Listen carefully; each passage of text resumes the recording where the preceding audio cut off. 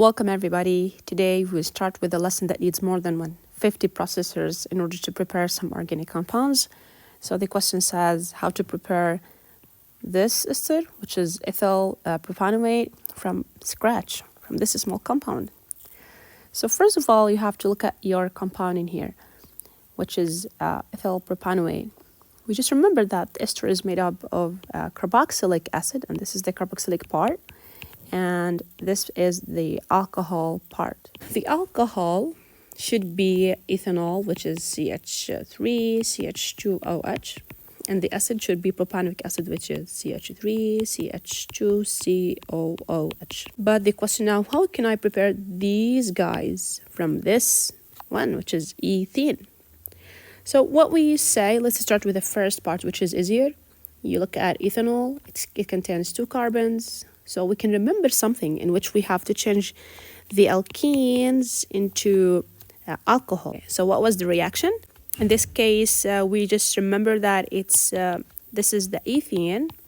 If we reacted with H2O in a form of gas, steam, in addition to, or in the presence of a catalyst, which is phosphoric acid, H3PO4, you will end up with a product of ethanol. So this is very easy one. Now we have ethanol and it's done. But the story doesn't end here. We have to look at the propanoic acid.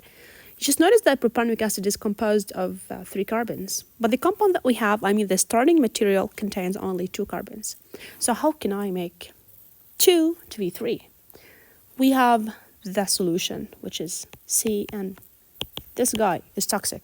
Should I add it directly to alkenes in here? No. We have to prepare the alkenes into a halogen alkane and then change the halogen alkane to cyanide. So let's do this process. We have CH2, and then we add, let's say we add HCl. Okay, then your compound is going to be CH3, CH2Cl. Okay, we're supposed to have 2 products, but as you can see, we have symmetrical compound, so you just have only 1 product at that point. Now, we have this halogen alkane. How can I add or change it to nitriles? First of all, you have to remember that we add KCN and a presence of heat. Okay, the KCN must be dissolved in ethanol in order to have it, ethanol. And as a result of this process, you will end up with CH3, CH2CN. And as we can see, we started with 2 carbons. We have 1, 2, and now we have 1, 2, 3, in addition to nitrile. And by the way, this compound is called the propane nitrile. Okay. Now the story, how can I change the nitrile into carboxylic acid? That's very easy. We have reaction of hydrolysis by acid. Okay. Hydrolysis by acid, you can add acid in addition to heat, and then what will happen to the cyanic group? It will be changed to CH3, CH2, COOH. All right, so if we add, for example, HCl, the product will be NH4Cl, okay, like the other product here. So as long as we have the propanoic acid in addition to the ethanol compound in here, then we can prepare the ester in which we have a condensation reaction. So we can have CH2, CH3, CH2OH plus CH3, CH2, COOH.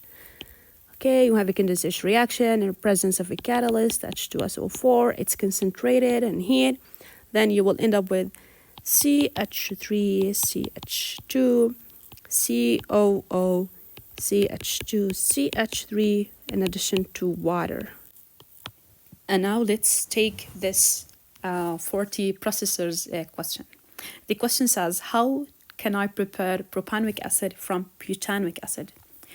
At the first time you'll say, we usually started with small numbers of carbon to make another carbon atom, like additional one, using the CN1. But in this case, we have a starting material, which is a butanoic acid, which contains 4 carbons.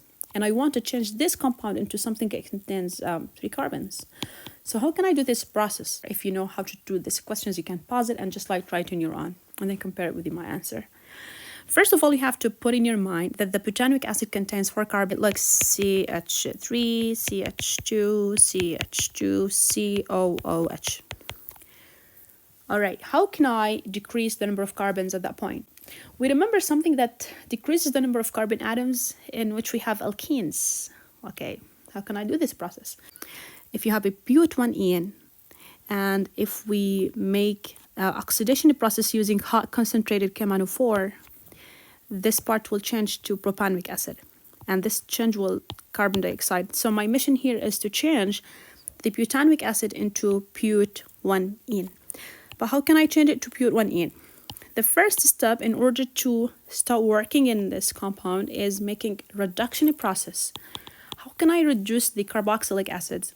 They are reduced only in one reagent, which is lithium aluminum hydride, okay, and dry ether.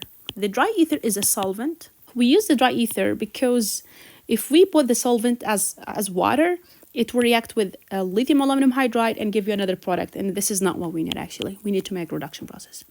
So what will happen as a result of making reduction process to carboxylic acid? The carboxylic group will change to CH2OH. Okay, so you'll put the same compound but with the new group, which is hydroxyl. It becomes CH3, CH2, CH2. The carboxylic group has a change to hydroxyl and OH. Now we have a compound of alcohol that contains 4 carbons, which is butane-1-ol. And now how can I change this butane-1-ol into alkenes? We have to remember something called elimination or dehydration reaction by removing a water molecule. So how can I do this process? I just want to draw this in terms of this plate formula in order to make sense by solving. You have OH here and you have H here. H is everywhere. Okay, so we need to make dehydration process. The reagents are, you could use aluminum Al2O3, aluminum oxide by heat, or heated catalyst, which is aluminum oxide, or you can use a concentrated acid. So both reagents work to produce alkene. Now we have to put in our mind what are the things that we should remove. The only possible product that will happen here is removing the H2O, and this is the only possible thing. So at that point, you would expect to have a double bond in this area, and that's why you will have alkene, which is but1ene. Now you have a but1ene. Now we have to change this but1ene into propanoic acid by making an oxidation process in which we use hot concentrated KMnO4. Okay, this is hot and it should be concentrated.